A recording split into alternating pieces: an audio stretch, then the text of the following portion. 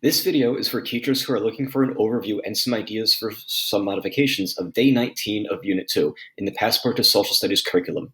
The focus question of this lesson is, was the Civil War inevitable, with the learning targets of students being able to analyze slavery as a deeply established component of the United States' economic, social, political, and cultural systems, as well as how enslaved and free African Americans responded to this system.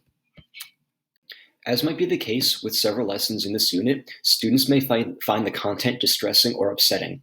However, it is still important that we study these events and critically read the related sources. In this Note to Teacher slide, there are several links made available from teaching Facing History and Ourselves, as well as Teaching Tolerance, that offer strategies and ideas on how to address this.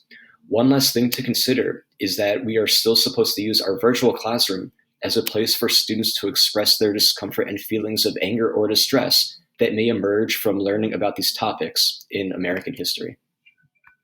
The lesson starts with students activating their prior knowledge about ways enslaved people resisted slavery. To facilitate students who might need some support with this, you can refer them back to work they've done in previous lessons and readings, such as in Day 14. Depending on time available, you could also address this by instructing the students to do a brief internet search and share their top result with the class via a discussion board or even in a Zoom chat.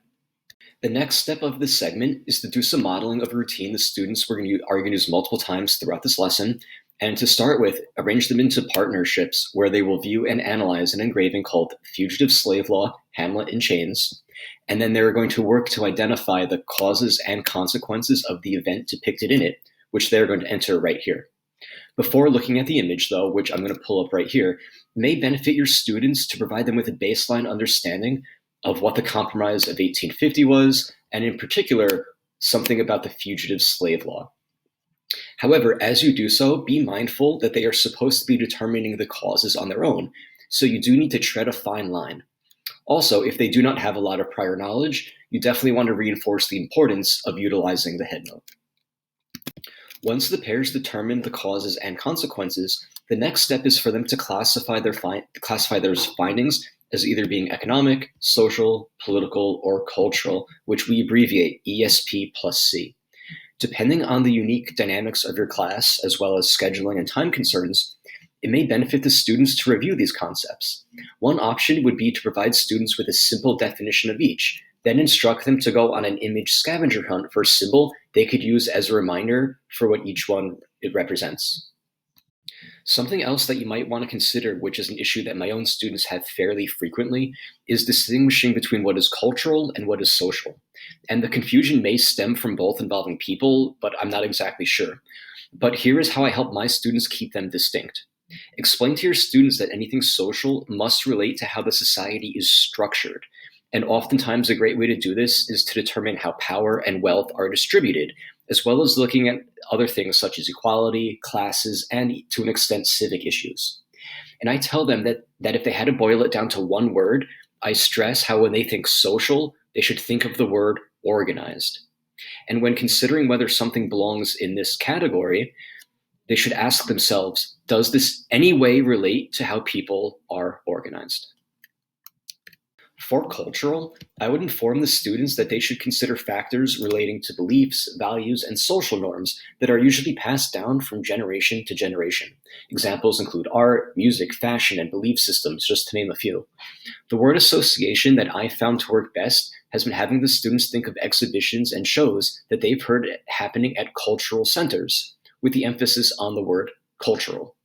Sometimes it even helps to take the conversation a step further and ask the students to think about the types of events or exhibitions they would host at a hypothetical center they might build to highlight their own culture.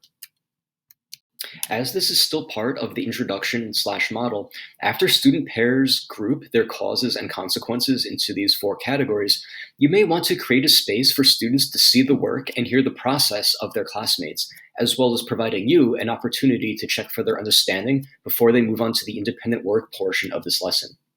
If you choose to do this, you might call on student volunteers to share not only their findings, but to also walk the class through their rationales. And if you wanted to do this in a more visual manner, you can use a note-sharing site such as Padlet with columns for each category and have the pairs enter their findings accordingly. Then, as you see ideal exemplars get posted, you can ask those students to share their justifications and processes. Another final option would be for you to create an answer key ahead of time and allow the students to self-assess by checking their results against yours.